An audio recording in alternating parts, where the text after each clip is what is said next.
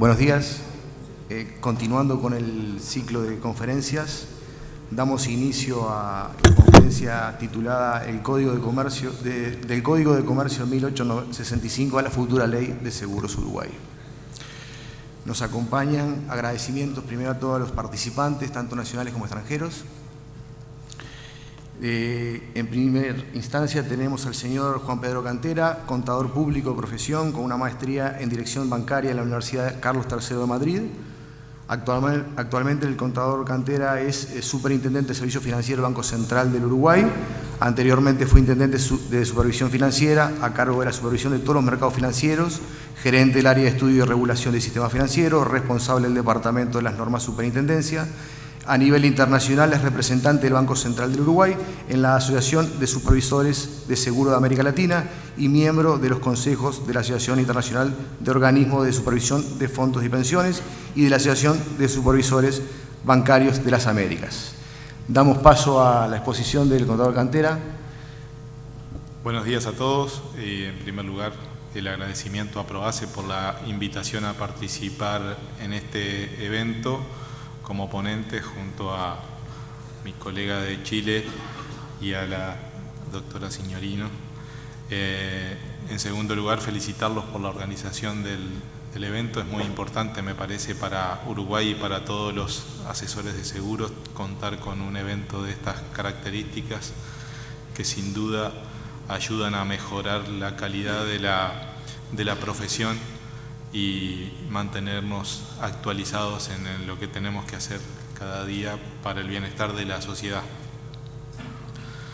Entrando en la materia que nos tocó tratar en este panel, sí es cierto que en Uruguay tenemos la legislación sobre seguros, sobre contratos de seguro, desde el año 1865-1866, con el Código de Comercio, establecido en el Código de Comercio. El seguro es un acto de comercio y por lo tanto fue regulado como todos los demás en aquel momento. También es cierto que la vigencia de esa regulación por 150 años demuestra lo que era la calidad de la regulación en aquel momento y también lo que era la vigencia del seguro en aquel momento para que la legislación que se adoptó pudiera mantener esa vigencia. Sin embargo, han ocurrido en esos 150 años, pero particularmente creo que en el último medio siglo, cambios tan drásticos en materias de tecnología particularmente y de generación de nuevos riesgos que hacen necesario actualizar esa regulación. Desde hace bastante tiempo la Asociación Uruguaya de Aseguradoras y el Banco de Seguros del Estado estuvieron inquietos en tratar este tema de la actualización de la ley, de la legislación sobre seguros, y en base a una propuesta original, la Superintendencia de Servicios Financieros, que fue creada por la modificación de la Carta Orgánica de finales del 2008, se puso a trabajar en ella y generó una propuesta que ha sido remitida por el Banco Central del Uruguay al Poder Ejecutivo a través del Ministerio de Economía y Finanzas, y es en ese ámbito que hoy se encuentra y seguramente pronto se transformará en un anteproyecto de ley para ser enviado al Poder Legislativo. La propuesta de reforma sobre la legislación de seguro consta de 11 capítulos. En los primeros capítulos que regulan las distintas modalidades, se regulan las distintas modalidades del contrato de seguro, como un largo proceso de estudio sobre las características del mercado asegurador y la consiguiente necesidad de adecuar el marco jurídico vigente. Las disposiciones propuestas están en consonancia con la realidad actual del mercado y las prácticas y recomendaciones internacionales en la materia. Y particularmente se buscó, en lo que correspondía en este marco legal, armonizar los derechos y deberes de las distintas partes intervinientes en el contrato de seguro con las disposiciones de la Ley de Relaciones de Consumo que está vigente en Uruguay desde el año 2000. En esta ley, por lo tanto, estamos viendo que se dirige principalmente a la regulación del contrato de seguros, pero también tiene una segunda parte que va a estar relacionada con aspectos de regulación prudencial, para lo cual sí existe otra ley que es del año 1993, donde se estableció el régimen de desmonopolización de la actividad aseguradora, que hasta esa fecha en casi todas las ramas, con alguna excepción, estaba en poder de la compañía estatal, el Banco de Seguros del Estado, y que ha mantenido ese monopolio para los seguros de accidentes laborales y enfermedades profesionales.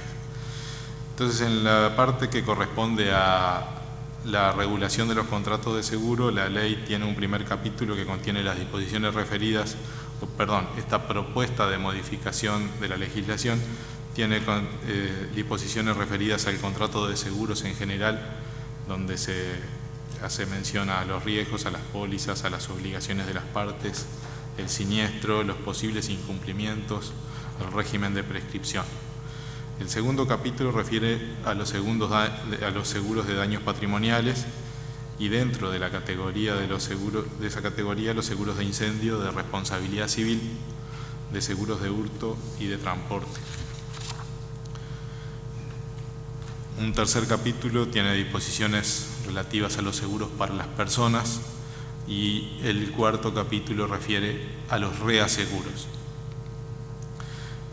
Todas estas disposiciones propuestas son sin perjuicio de la aplicación de leyes especiales que rigen determinados tipos de seguros, como por ejemplo el de accidentes de trabajo y enfermedades profesionales, o los seguros previsionales, que son los seguros que están relacionados con la modificación del régimen de seguridad social en el año 1996, y por el cual hay una parte de los ahorros previsionales que van a servir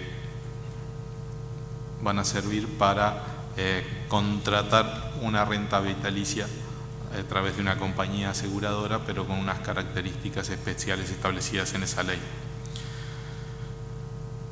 Otros temas importantes que fueron objeto de discusión y están incorporados en la ley están referidos a la denominación de las empresas aseguradoras y reaseguradoras, de un modo que quede claro para todos los clientes que quien esté haciendo esta actividad tenga una denominación clara, específica. Otro elemento es el tratamiento a dar a las reservas por obligaciones de rentas previsionales. Comentaré más adelante. Por otro lado, la fijación de las primas y la determinación de las reservas matemáticas del seguro de accidentes de trabajo, que hoy es un seguro monopólico. Las potestades de liquidación sobre las empresas de seguro, y algunas disposiciones que involucran a la superintendencia en la gestión administrativa del seguro obligatorio de automóviles. Entonces, en el capítulo quinto, que refiere a la denominación de las empresas aseguradoras, se ha previsto de que la clara denominación de que solo las compañías que realizan este tipo de actividad pueden identificarse como tales debía tener una jerarquía de ley en protección a los clientes. Con respecto a las reservas por obligaciones previsionales de las empresas aseguradoras, existe la preocupación de que éstas puedan, o sea que las compañías aseguradoras no puedan hacer frente a las obligaciones, y por las características de este seguro previsional debe haber un grado de amparo para los jubilados o pensionistas que son beneficiarios de estas rentas de régimen previsional.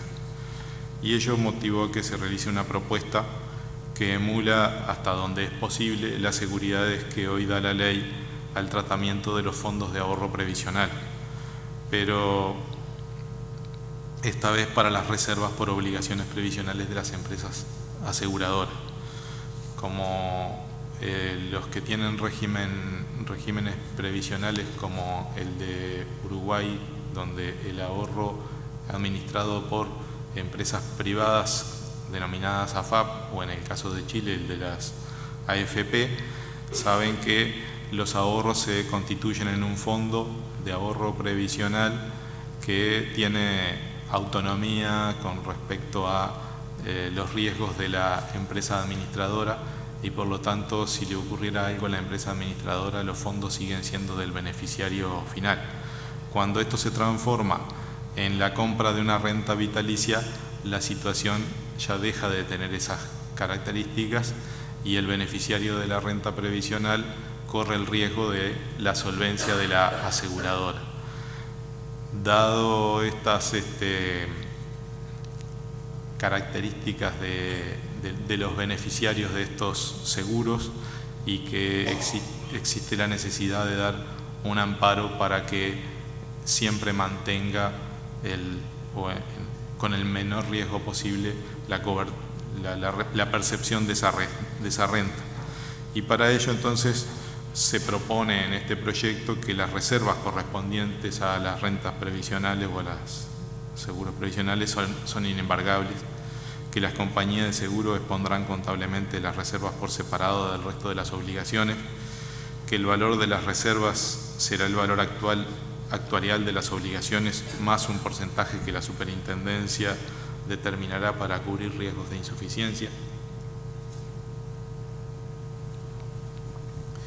que los activos para cubrirlas también tendrán un valor mínimo determinado y estarán custodiados en un solo lugar, probablemente en un régimen similar al caso de los activos del Fondo de Ahorro Previsional.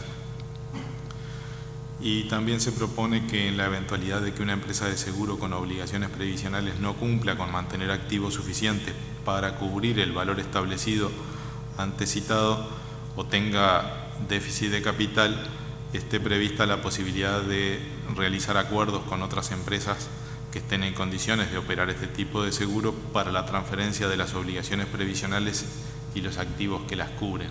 Esto es que una autoridad, que podría ser el Banco Central, en el caso de determinar la existencia de insuficiencia en el cumplimiento de estos requisitos, pudiera ejercer un acto de intervención y acordar con otra compañía que asuma esas obligaciones y se transfieran allí los activos correspondientes.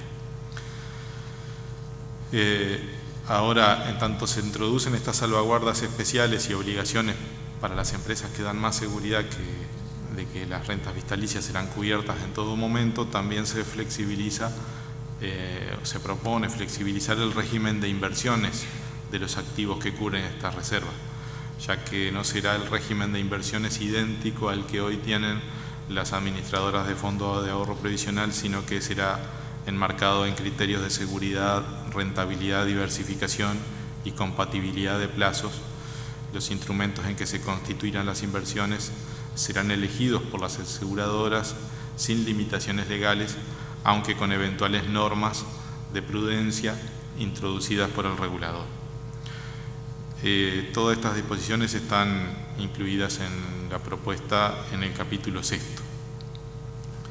Con relación al procesamiento de reclamos por coberturas especiales del seguro obligatorio de automóviles, se propone que que la gestión que hoy está haciendo la Superintendencia sea transferida a la Unidad Nacional de Seguridad Vial, ya que esta tiene algunas actividades relacionadas con el seguro obligatorio de automóvil.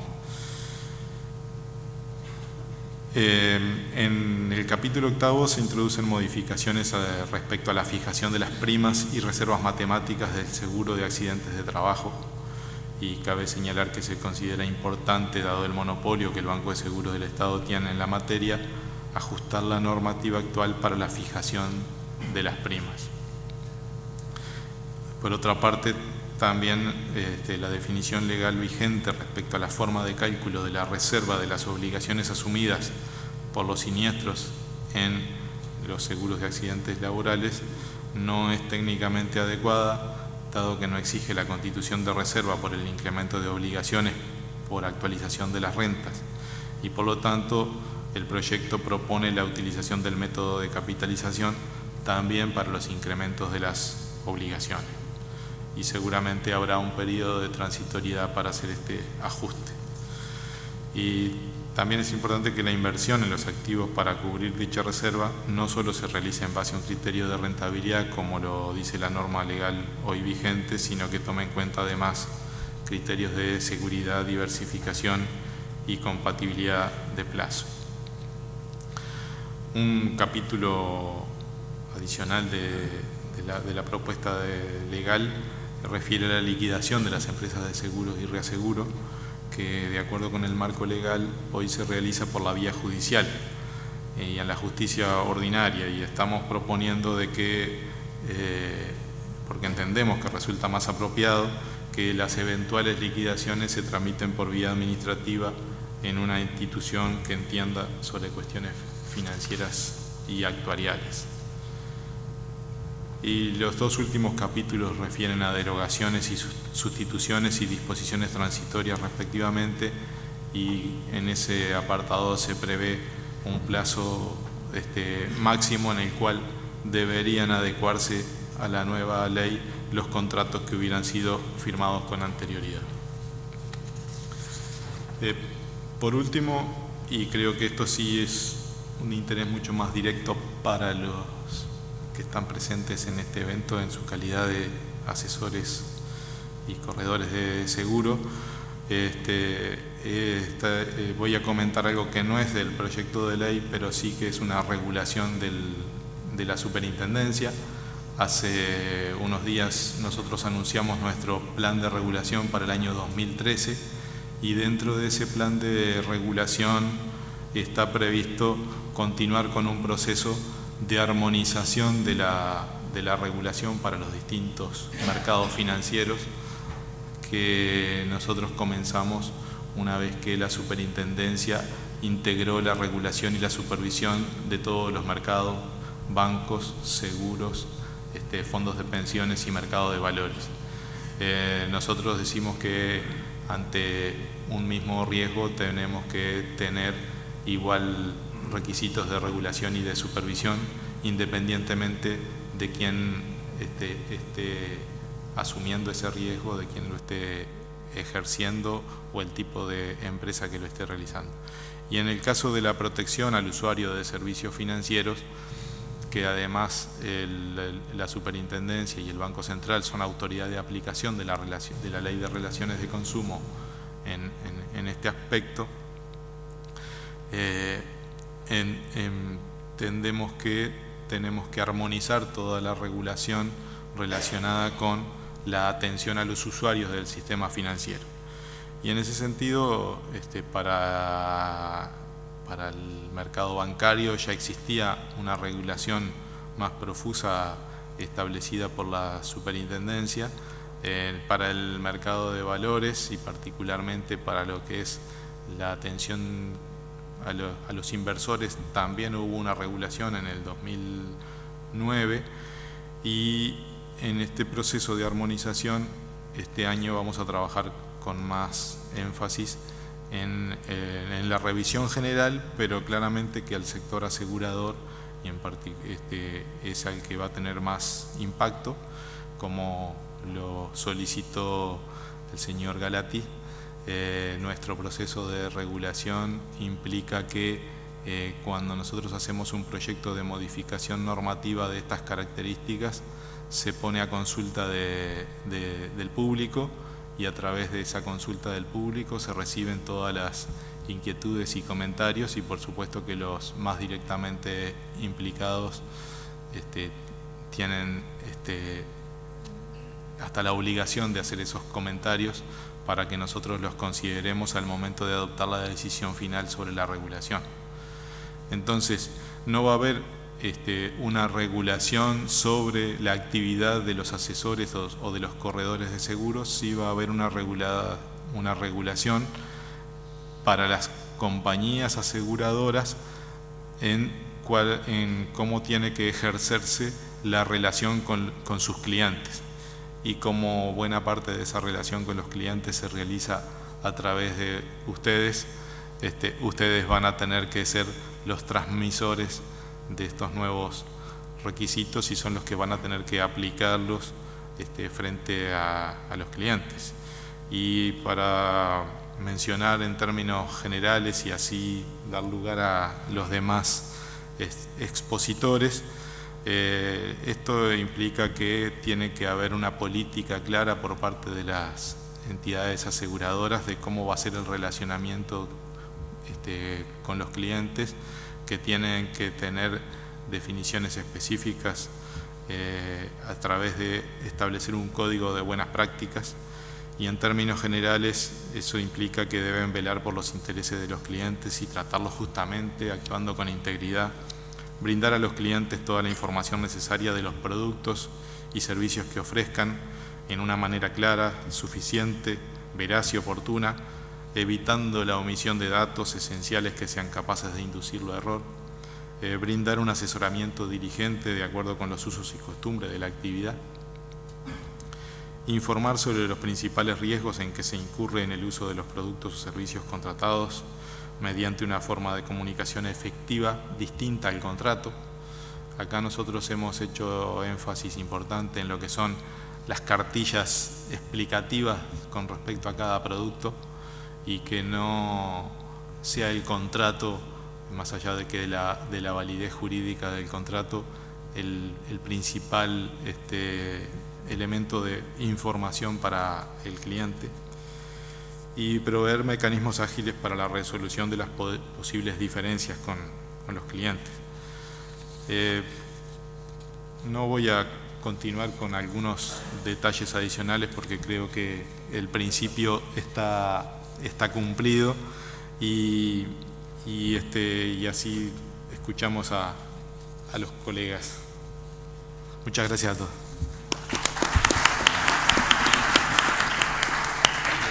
Muchas gracias, contador Cantera.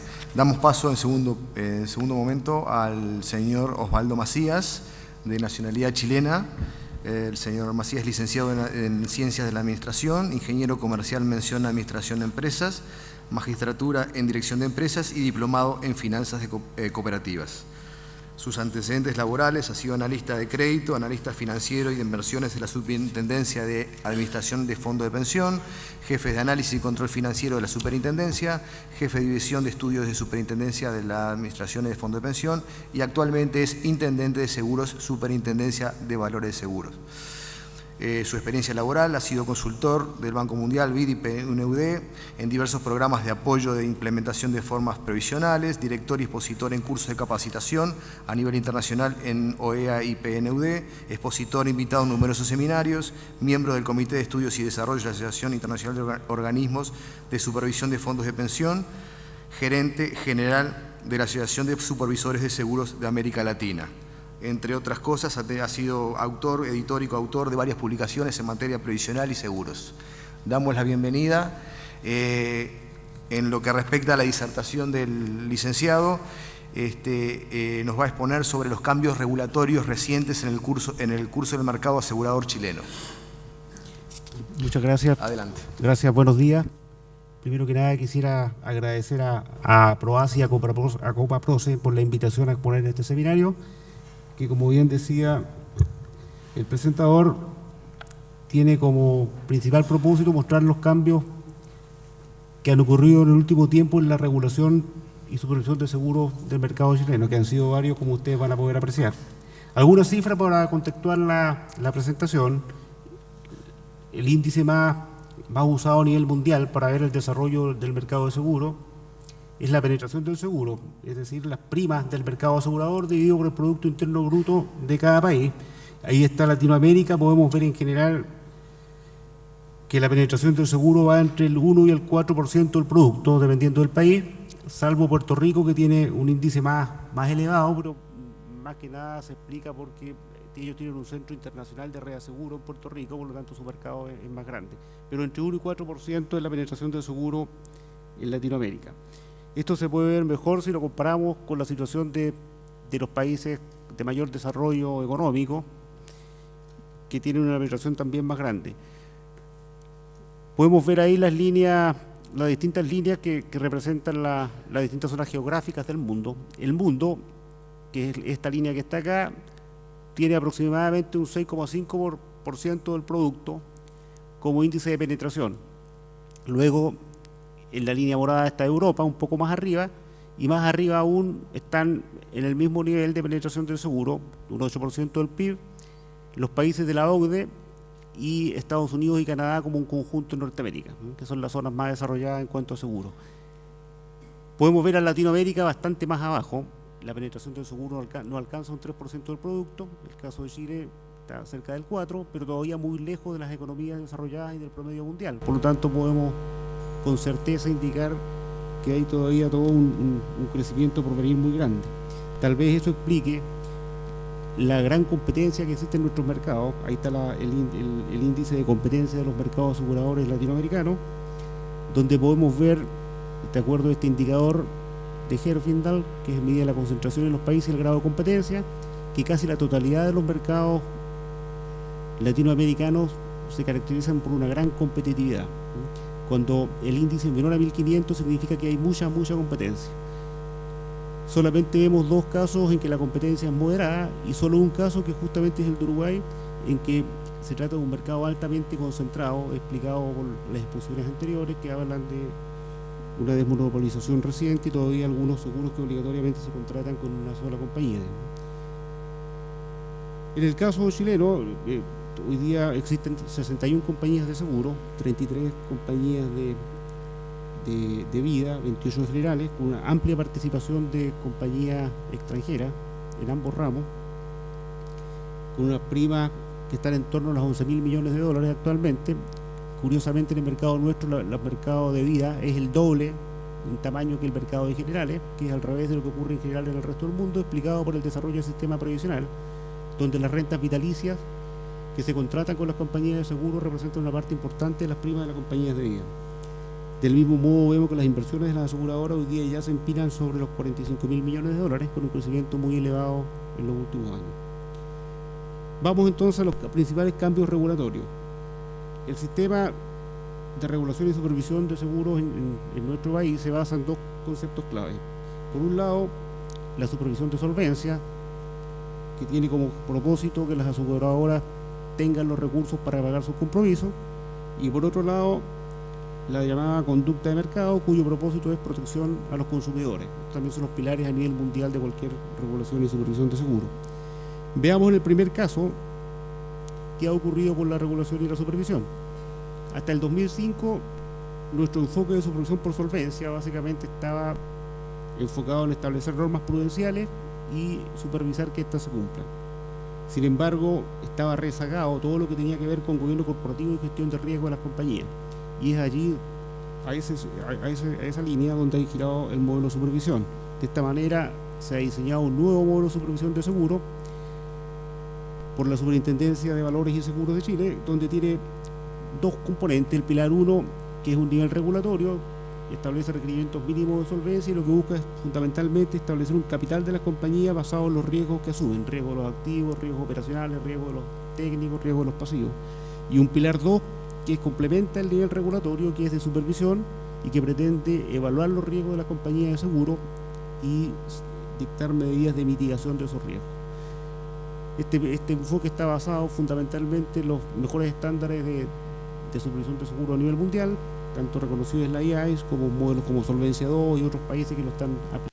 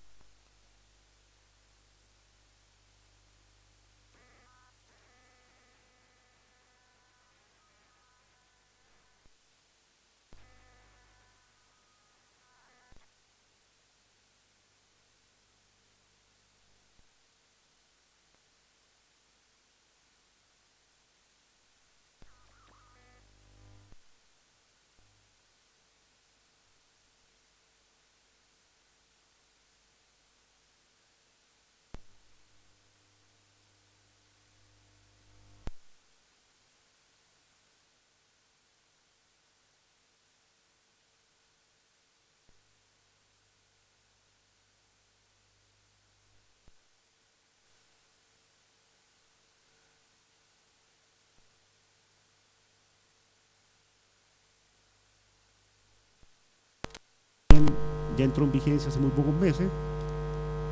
La reforma al Código de Comercio, muy similar al proceso que están viviendo ustedes, que también se acaba de aprobar en el Congreso, pero todavía no es ley, está por publicarse. Y por último, una nueva iniciativa de supervisión basada en riesgo de conducta de mercado. Veamos el primer punto. En Chile el mercado hipotecario está bastante desarrollado. La mayor parte de las personas, cuando adquieren una vivienda, lo que hacen, van a una institución financiera, generalmente un banco, piden un crédito hipotecario a largo plazo, 15 o 20 años, y a través de ese medio contratan, o sea, adquieren su vivienda. Ahora, las instituciones financieras, para proteger el préstamo que dan, o sea, en este caso protegen la fuente de pago, por ejemplo, que es el deudor, le exigen seguros de desgravamen por invalidez y muerte. Y también para proteger la garantía, en este caso la vivienda para la cual está hipotecada, exigen seguros de incendio, y en nuestro caso algunos adicionales muy importantes, como el de sismo, que es el más importante y que es más caro que el seguro de incendio, porque Chile es un país sísmico.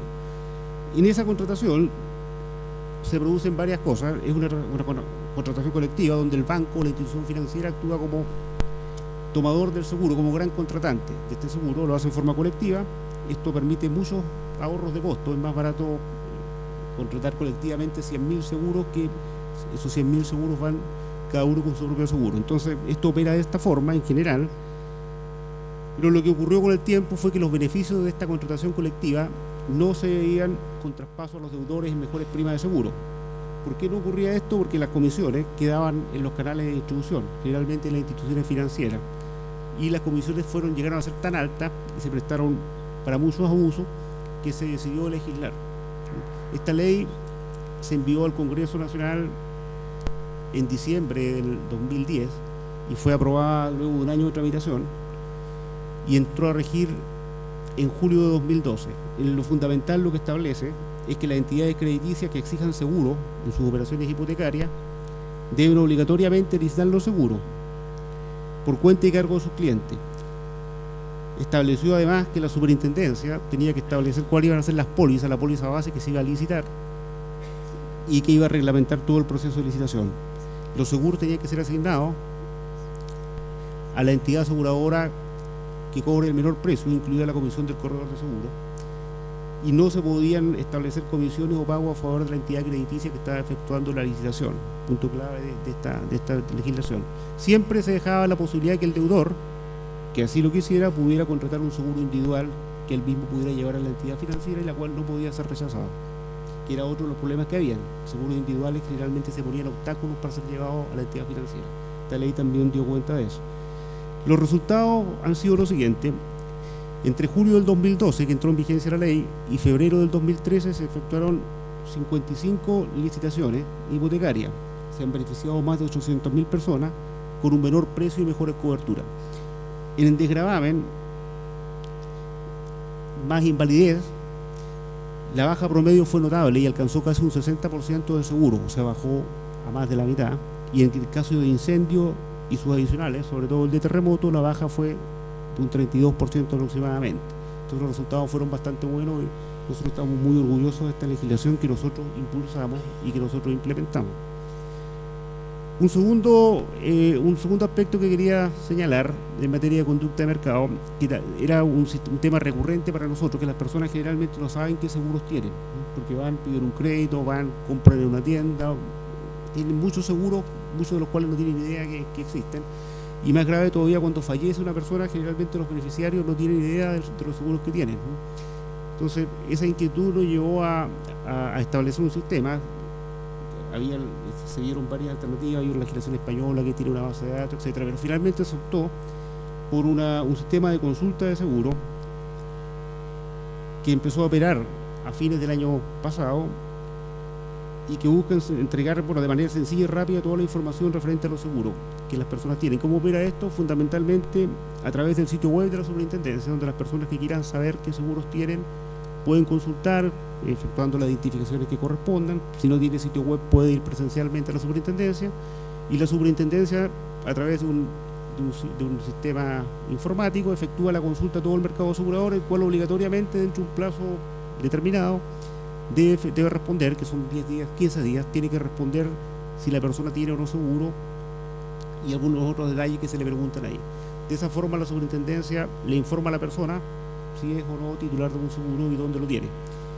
Y solamente a menos de 3 meses de operación y con las vacaciones de verano de entre medio, se han recibido más de 4.000 consultas de seguro. Y de esas 4.000 consultas que se han recibido, casi la mitad de las personas sí eran titulares de algún seguro en una o más instituciones, que es un segundo elemento que quería destacar. Un tercer punto tiene que ver con el Código de Comercio. Al igual que en el caso de Uruguay, nuestra legislación en materia de contrato de seguro data del año 1865, o sea, tan solo 9 años después que Uruguay, por lo que viera 1856.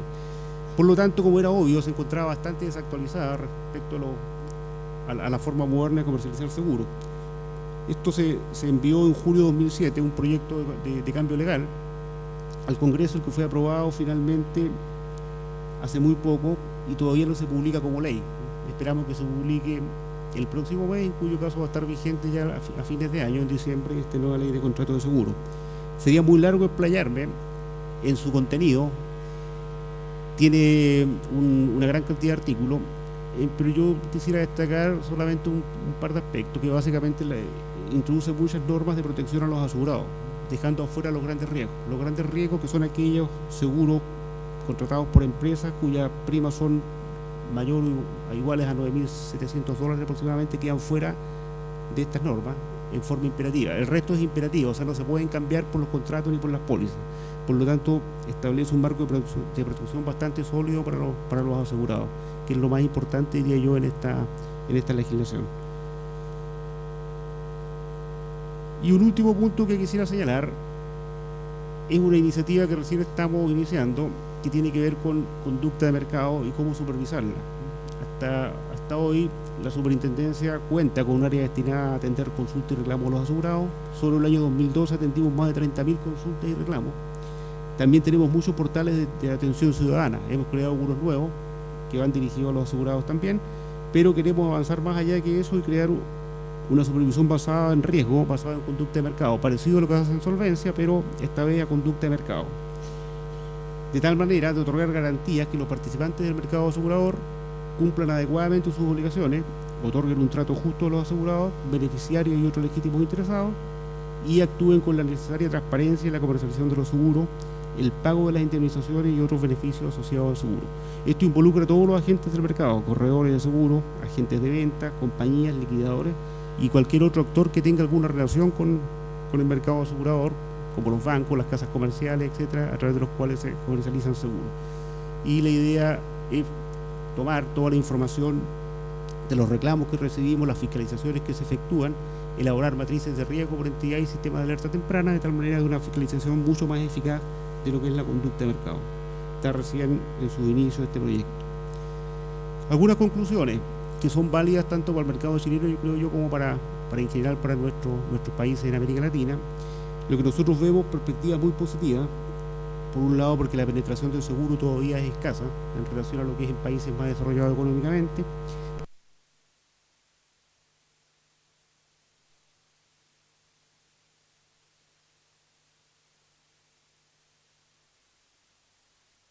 Esos dos elementos aumente, y por la evolución de los mercados relacionados. Estamos viendo que la población está envejeciendo, eso implica una mayor demanda por productos que satisfagan mejores pensiones de la gente, salud, etcétera, y todo eso implica que el mercado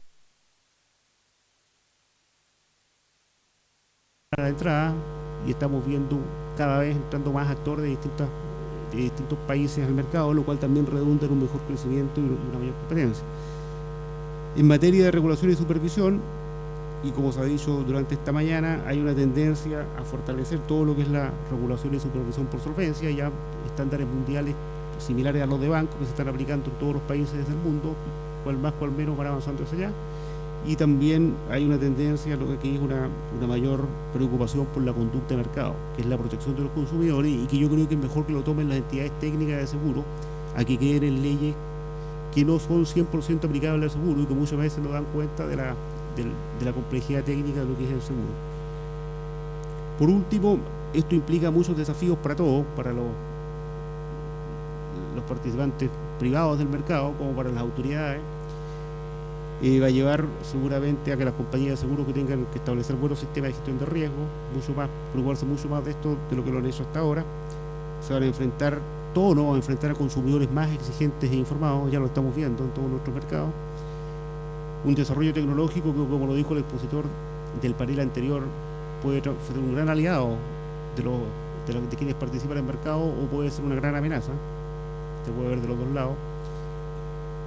Una calidad de servicio que deberá ser cada vez mejor, y un desafío por elaborar productos más simples. Los productos de seguro son muy complejos y es muy importante, por todas las tendencias que estamos viendo hoy día, que haya un esfuerzo porque las pólizas sean mucho más simples y entendibles y más fáciles de siniestrar por las personas que los compran.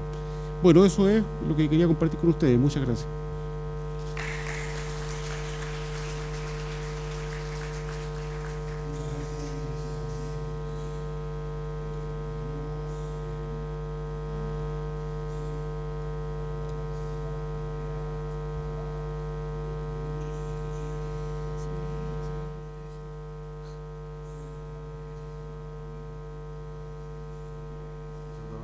de la empresa y un programa de especialización en dirección de personas otorgadas por la Universidad Católica.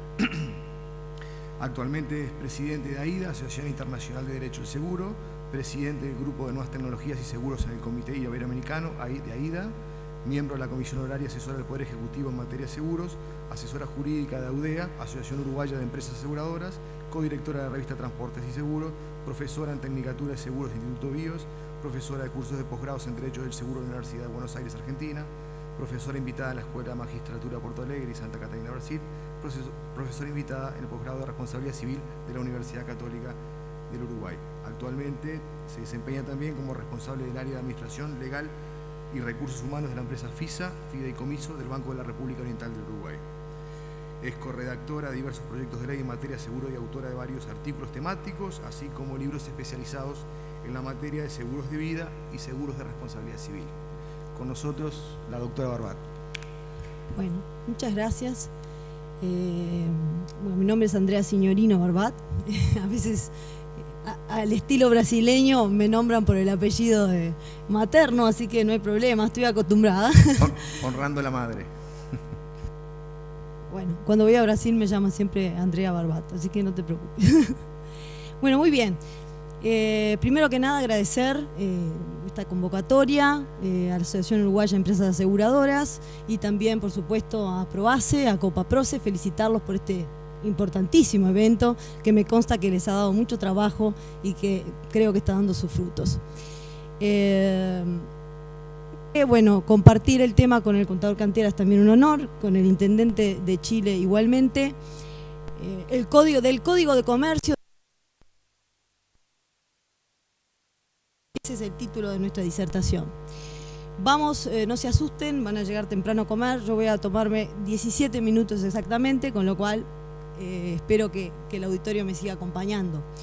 Voy a presentar, bueno, muy brevemente, por supuesto, por razones de tiempo, la evolución de nuestra normativa hacia una nueva ley de seguros, evaluar la necesidad realmente de una normativa, por aquello que decía Montesquieu, de que las leyes inútiles debilitan a las necesarias. Entonces, bueno, lo primero que uno tiene que preguntarse es realmente si una ley es necesaria o no es necesaria.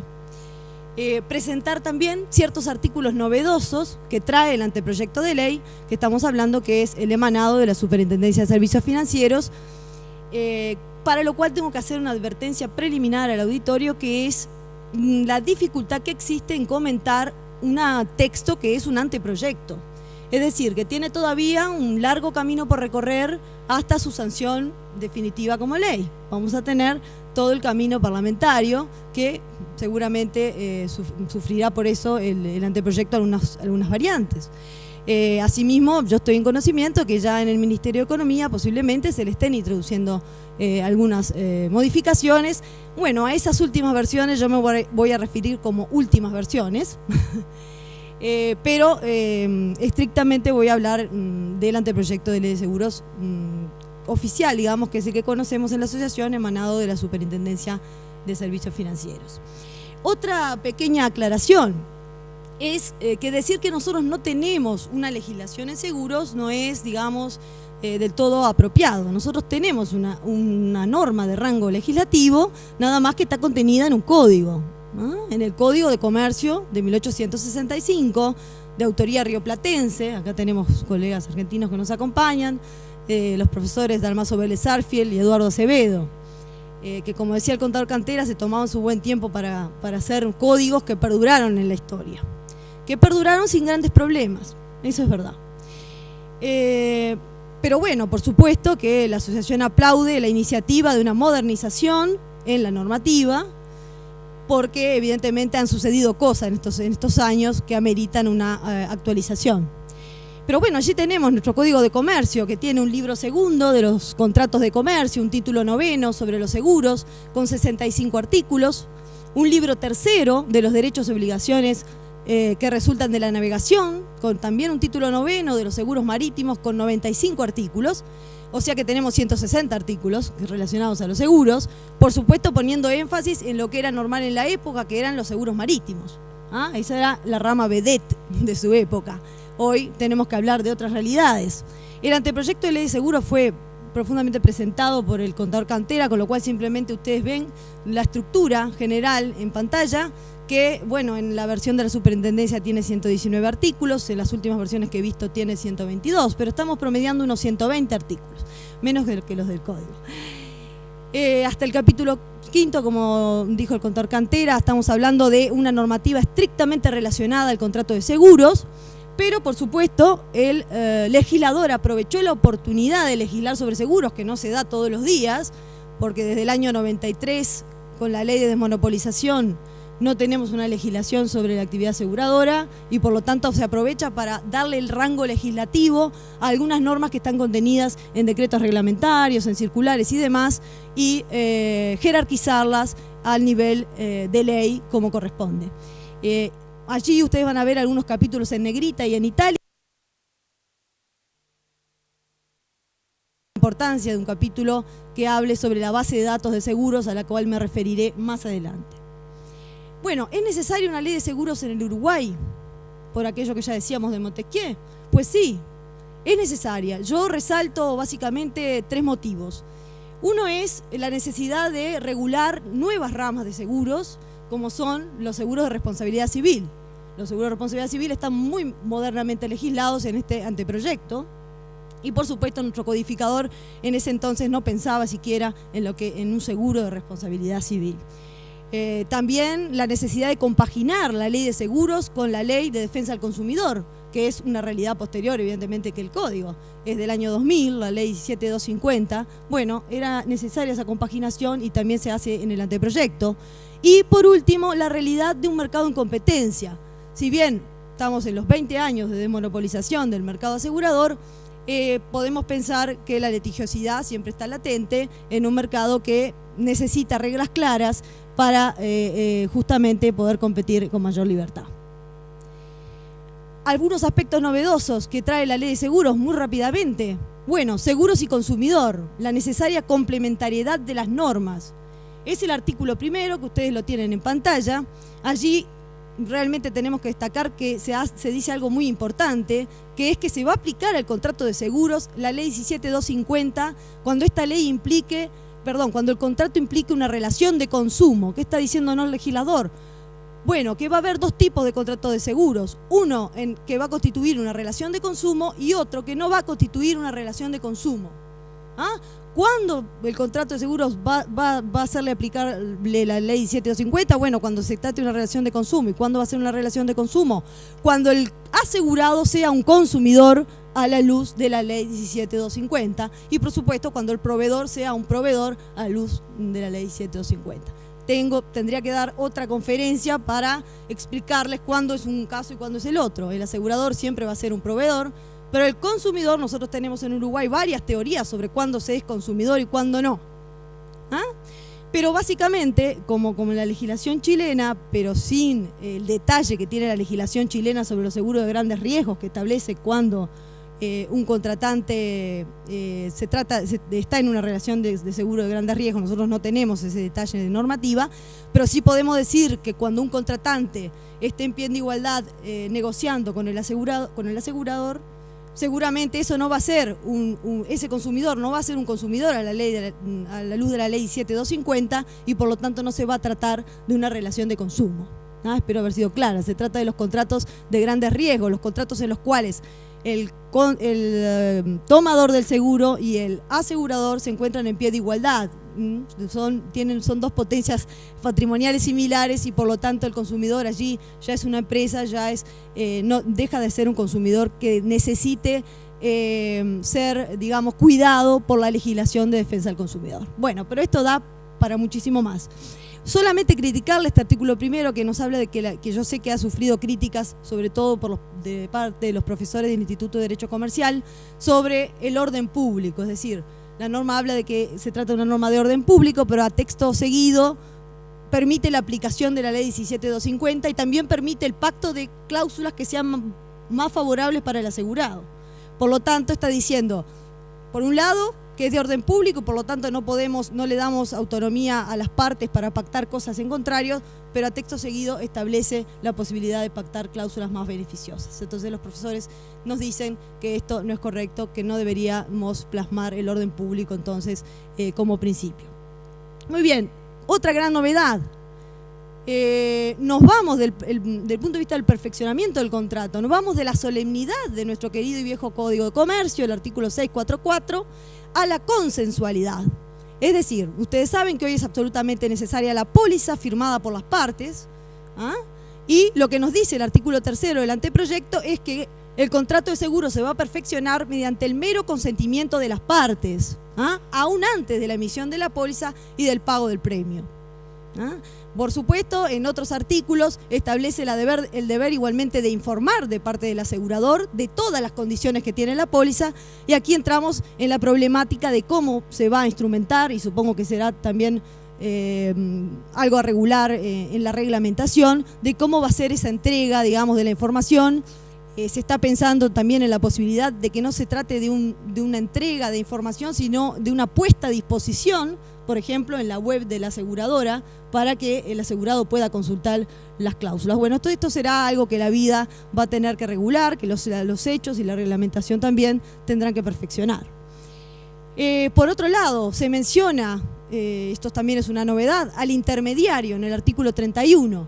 Se dice que si existe un intermediario en la venta de la póliza, debe estar nombrado en la póliza, es decir, se debe establecer el nombre, la identificación del intermediario. Por supuesto, no nos dice que es un intermediario, y aquí otra conferencia aparte sería discutir sobre si tenemos que legislar o no acerca de la figura del intermediario. No me voy a meter, lo único que voy a decir es que si vamos a legislar y finalmente, bueno, consideramos que eso es lo mejor, si finalmente consideramos así y esa es la iniciativa, hagámoslo por separado, no lo hagamos en esta ley porque sería un craso error, sería mezclar dos temas que en ninguna de las legislaciones de derecho comparado están mezcladas, y sería simplemente trabar finalmente la aprobación de la ley, que todos estamos de acuerdo que queremos una ley moderna de seguros. Se regula modernamente la rescisión del contrato, buscando algo que el contador Cantera también mencionó, que es el equilibrio entre los derechos de las partes. El tomador va a poder rescindir en cualquier momento, sin expresión de causa, el asegurado, con una antelación de un mes, una comunicación fehaciente de una antelación de un mes. El asegurador, en los casos previstos por la ley, dice la versión de la superintendencia. En versiones posteriores, esto, bueno, se ha buscado un mayor equilibrio y se ha tratado de pactar que igualmente el asegurador pueda rescindir, pero con justa causa, y esta no es una diferencia menor, es una diferencia grande, con justa causa y con comunicación también fehaciente de un mes.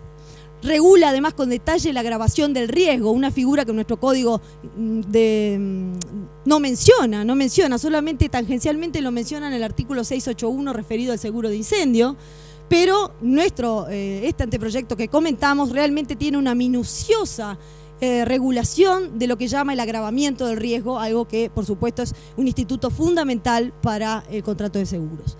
Se define el fraude en seguros, allí tienen un extracto de la definición.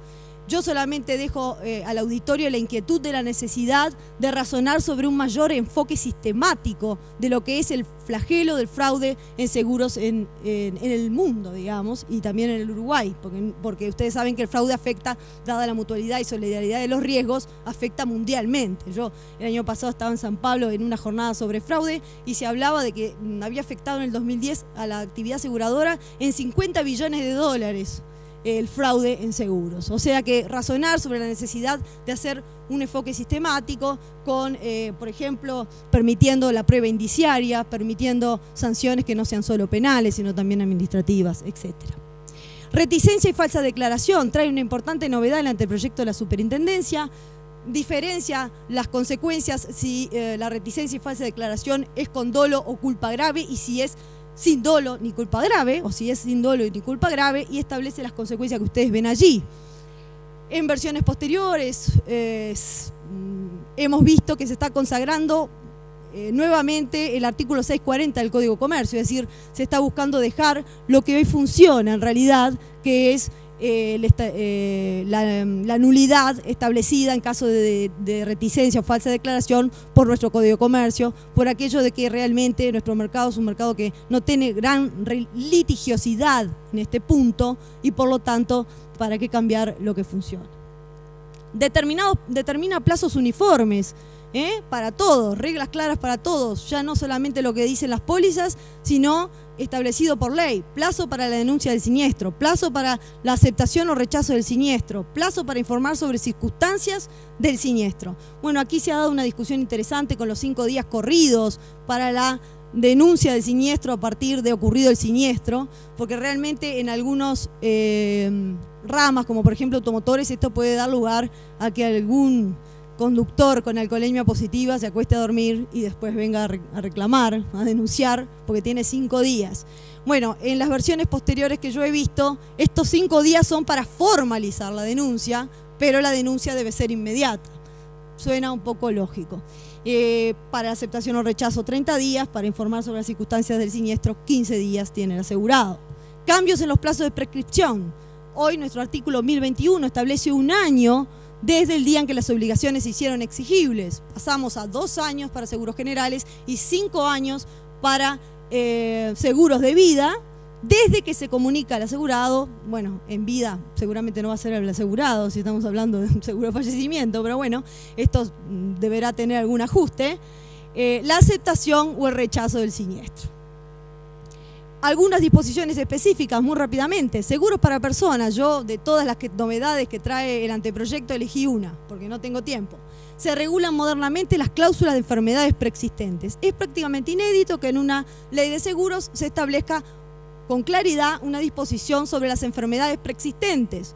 ¿Qué se dice básicamente? Que no se pueden establecer cláusulas genéricas, que las enfermedades preexistentes tienen que estar diagnosticadas o declaradas al momento de celebración del contrato, es decir, que tienen que estar en conocimiento del asegurado de esa enfermedad, y además que tiene que tener una relación de causalidad de esa enfermedad directa, dice el anteproyecto de la ley de la superintendencia, y clara, dicen los futuros, alguna otra versión que he visto, entre la enfermedad preexistente y el siniestro sufrido. Es difícil que la causalidad sea directa, o sea, es muy difícil. Ustedes saben que la medicina no es una ciencia exacta y determinar una causalidad directa es prácticamente imposible. Por eso es que creo que en versiones posteriores esto se ha flexibilizado un tanto y se ha puesto que la causalidad sea clara, ¿okay? Para lo cual estoy totalmente de acuerdo. Seguro de responsabilidad civil, la vedette de esta normativa, algo nuevo. Bueno, solamente criticar que porque bueno, realmente no hablé de los antecedentes normativos porque el contador Cantera se refirió a ellos. Simplemente agregar que hubo un antecedente normativo que fue la comisión honoraria asesora del Poder Ejecutivo, que yo integro y que lamentablemente no se está reuniendo porque es un área bastante interesante porque es multisectorial, participan los corredores, los agentes, el Banco de Seguros, las compañías privadas, el Ministerio, bueno, y allí se elaboraban por los especialistas normativas legislativas. Realmente sería deseable que ese ámbito todo se recuperara.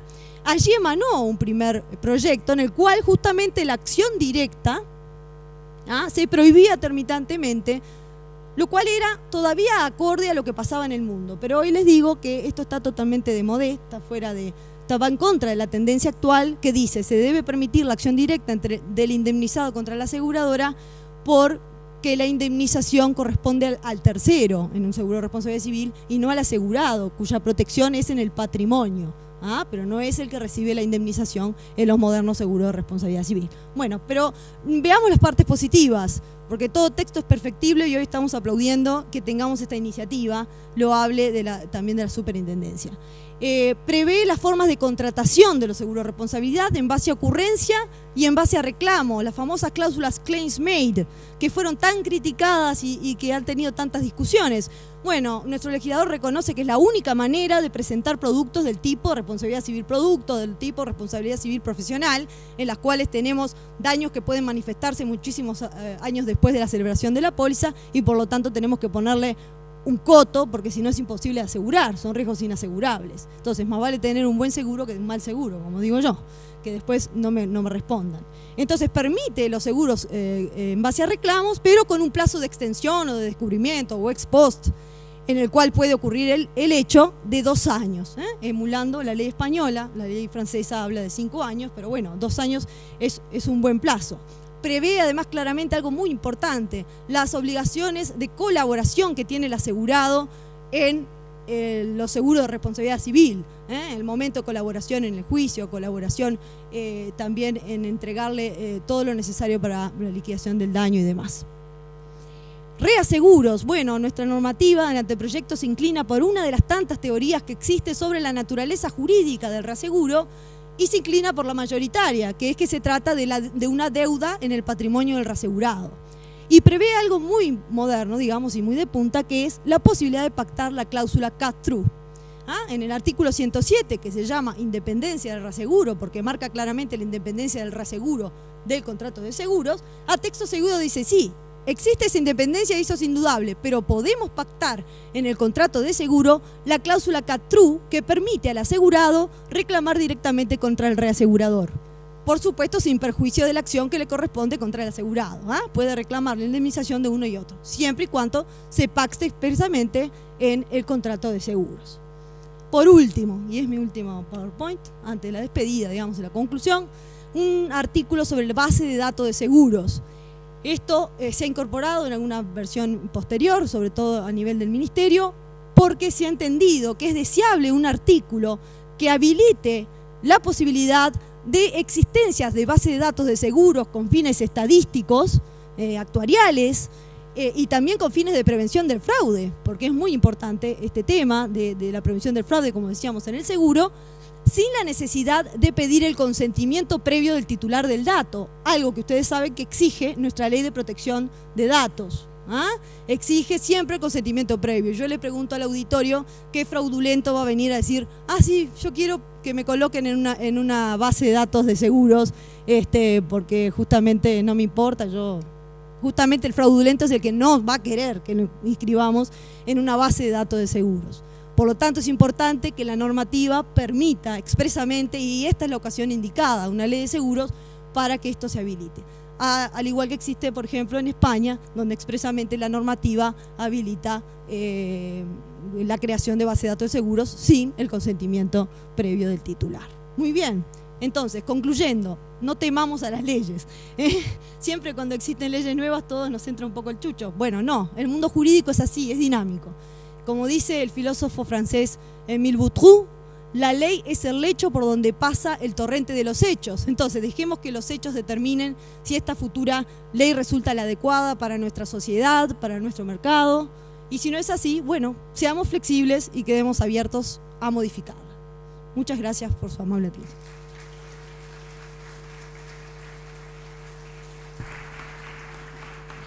Muchas gracias, doctora Signorino. Por razones de tiempo, no sé si hay alguna pregunta del público hacia los panelistas. Si no, damos por concluido acá la primera etapa del ciclo de conferencias y nos veremos en la tarde.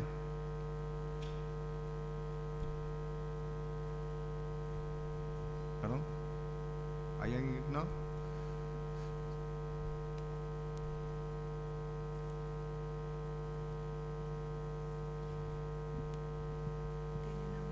Hola. Ahí está. Buenos días, doctora. Una consulta que nos surge la duda a los corredores de seguros, si usted la puede brindar, ya que está muy empapada, digamos, en el tema. La base de datos de los corredores de seguros, en realidad, digamos, porque hoy por hoy, digo, se está dando muy a menudo la idea de hacer ventas a través de call center, manejando la base de datos que supuestamente las compañías de seguros entienden que es su base de datos, y realmente hay una dualidad de criterios. No sé si me lo puede explicar. Bueno, creo que son dos temas diferentes. O sea, que las bases de datos tengan que cumplir con los requisitos que establece la ley de protección de datos, evidentemente sí. O sea, tienen que inscribirse ante la AGESIC con todo, y cumplir con todos los requisitos que tiene la ley. O sea, evidentemente las bases de datos que manejan las compañías tienen que estar inscritas. Incluso me acuerdo en un evento que tuvimos con Aprobase, en el cual también discutíamos que es tan estricta la ley de protección de datos que prácticamente hay que inscribir todas las bases. Yo diría que las que tienen los corredores también. O sea que en ese aspecto tenemos que hacerlo, tenemos que inscribir la base. Ahora, que pueda utilizar la base de datos de la compañía, bueno, eso es un tema de la propia compañía. O sea, si el call center o lo que sea depende de la compañía, no veo el problema, porque allí tenemos simplemente la misma compañía que está utilizando su base de datos. No veo allí una problemática. Tal vez fui yo que no entendí la pregunta, pero digo, que la propia compañía a través de su call center utilice su propia base de datos de clientes, no veo problema. Nosotros, digamos, como corredores tuvimos que inscribir nuestra base de datos en la AGESIC. Entonces, digamos, en el entendido de que al inscribir nuestra base de datos, entendemos que, digamos, que la maneje la compañía de seguros, digamos. Bueno, pero ese es otro tema. Ese es el tema de si ustedes proporcionan la base de datos a la compañía. O sea, allí hay un tema de a quién pertenece el cliente, si se quiere, claro. Y sí, o de manejo de los datos, y también la discusión deontológica de a quién pertenece el cliente, si pertenece al corredor o pertenece a la compañía. Eso es algo que no está resuelto, pero digamos, desde el momento que los asegurados son también de la compañía, o sea, son clientes suyos, pero también son digamos, de la compañía, que es la que le está brindando la protección justamente. Entonces, ¿de quién es esa base de datos? Yo entiendo que es una base de datos que no es exclusivamente del intermediario, que es también de la compañía de seguros y que por lo tanto la podría utilizar. Tal vez pasa por un tema de ética, ¿verdad? Tanto de las compañías aseguradoras como de los corredores. Plantear nuestras bases de datos por una exigencia del organismo regulador, pero cómo se usan. Claro, a mí me parece que es así. O sea, siempre en el tema de seguros siempre la ética está presente. Desde el punto de vista, o sea, como decimos nosotros, los juristas, el contrato de seguro es un contrato de ubérrima buena fe y de esto no escapa el intermediario. O sea, siempre tenemos que saber cómo se están utilizando, y también hay un tema también de reglas de competencia y todo lo demás que no escapan, como decían hoy esta mañana, los disertantes, no escapan los intermediarios. A todos ellos les son aplicables todas las leyes. Y bueno, hay por supuesto un tema ético en el cual yo no me corresponde opinar sobre el comportamiento de unos y otras partes. Sí. Hola. Sí, si bien es un tema ético, creo que más allá de eso, lo importante es tener en cuenta que la compañía se hace esa base de datos por medio de los corredores que intervenimos para un fin específico. Bien. Y no para que siga utilizándola para otros tipos de productos. O sea, ahí podría estar el tema, porque estamos muy preocupados porque en estos días hemos estado con los compañeros del extranjero, los colegas, que algunas compañías con poca ética están utilizando esa base de datos para hacer venta directa sin la intervención del corredor. Bueno. Entonces, si tomamos en cuenta el espíritu de la ley de datos, O sea, tendríamos que tener en cuenta que nosotros proporcionamos la información para algo específico. No. O sea, Sin duda. Entonces digo, va un poquito más allá de la ética, es muy finito. Por eso, yo empecé por la situación normal, que era que la compañía de seguro utilizara su propia base de datos. Ahora, si ya estamos hablando de que le estoy sacando la base de datos a otro, bueno, no, ahí ya, evidentemente, eso no corresponde. Y está excediendo totalmente lo que es la finalidad que tiene una ley de protección de datos, nada que ver. Pero bueno, por eso, si bien no es un tema ético, tiene bastante de ético. No sé si ética, moral o bueno, eso podemos hacer otra discusión. Pero digo, ya eso es una deformación de lo que debería ser. Entonces allí sobre las deformaciones no deberíamos ni siquiera opinar ni hablar, me parece. Deformación para lo que fue creado, ¿no? Exacto. O sea, bueno. Pero no creo que sea la situación normal, espero. Está Mauricio, a ver si quiere decir algo más. Una consulta allí en el caballero. Perdón. Perdón, tenía yo el micrófono, pero... Sí, hablando. No, me surgía una duda No vi. Con el planteamiento, porque no me queda claro si estamos hablando de una base de datos del corredor de seguros, claro, o de un cliente que la compañía le vendió un seguro y que utiliza esa información después para ofrecerle otra cosa. Claro. Entiendo claramente las implicancias éticas, pero me parece que es necesario también hacer esa distinción. Si una cosa es que hablemos de que el corredor, por alguna razón, le da una base de datos de todos sus clientes, que pueden ser clientes también de la compañía o no, o que la compañía, por un plan comercial, decida hacer un ofrecimiento a clientes con los que tiene algún tipo de seguro o relación comercial. Me parece que ahí también hay un matiz. Pero es importante lo que señalaba la doctora Signorino. En esta presentación no nos referimos a nada de eso. O sea, es una base de datos para un fin técnico del seguro, que es la prevención de fraudes y el conocimiento apropiado del riesgo que la compañía asume con sus asegurados. Es para eso la base de datos que se menciona en la presentación. Sí, claro. Sí, no, la base de datos de seguros que yo decía es una cosa totalmente diferente. Es una base común entre todas las aseguradoras que comparten los datos para justamente tener fines estadísticos, para una mejor tarificación y selección de los riesgos, o sea, porque si compartimos datos mejores podemos llegar a tarificar en forma mejor los riesgos, y también para prevenir el fraude, evidentemente, para saber quiénes son, yo qué sé, los que se siniestran habitualmente, los que se van cambiando de compañía. Bueno, esa es la utilidad que tiene esta base de datos, y que por supuesto si le pedimos el consentimiento del titular del dato difícilmente nos lo vaya a dar el fraudulento. Entonces, por eso es que la ley española, por ejemplo, lo consagra a texto expreso, y las bases de datos de seguros serán permitidas con estos fines, por supuesto salvaguardando los derechos de las acciones que tiene el titular del dato por la ley de protección de datos, ¿no? Andrea. Sí, hola. Hola, sí. No, simplemente una idea a agregar en esto, que obviamente su comentario sobre la base de datos, que es muy lógico lo que ustedes plantean, derivó en un comentario de los colegas uruguayos que creo que es extendible a todos, porque justamente debemos estar hablando de un problema ético, y no ético de los productores de seguros, sino muchas veces ético de parte de los aseguradores, porque hablemos de las magnitudes que representan los productores y los aseguradores. Y estos problemas éticos a lo mejor deberían derivar en alguna cuestión legislativa. Los otros días recibimos, no sé si todos, una consulta de algunos colegas de El Salvador, creo que le estaba pasando lo mismo, ¿no? Que tomaban los datos de sus clientes y los aseguradores no solo salían a venderle otros productos, sino que le querían vender los mismos productos que le vendían en forma directa. Entonces, esto claro que es un problema ético, pero bueno, si la ética no lo soluciona, lo deberá seguramente resolver los problemas legislativos en alguna oportunidad, ¿verdad? Un comentario, gracias. Muchas gracias. ¿Alguna otra consulta? No, yo iba a decir,